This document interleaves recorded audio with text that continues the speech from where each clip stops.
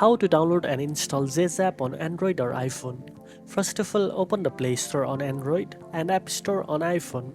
Tap the search bar and type Zedge. Look for the official app by Zedge to avoid any fake versions. Next, tap the install button if you are on Play Store or Get if you are on App Store.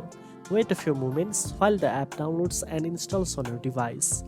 Once done, tap Open to launch it. Now the app will guide you through a few introductory screens. You can swipe through them or skip straight to the main page. Zedge might ask for some basic permissions such as access to storage or notifications. Go ahead and allow them for the best experience.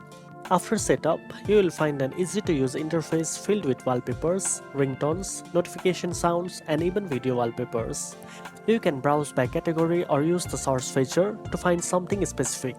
Once you see something you like, just tap on it, preview it, and choose the option to download or apply it directly. You can also create an account if you want to save your favorites across devices, but that part is optional. The free version has some ads, but it's fully functional for most customization needs. Now you know how to download and install Zedge app on Android or iPhone. If you found this video helpful, don't forget to like, share and subscribe for more tech tips. Thanks for watching and I'll see you in the next one.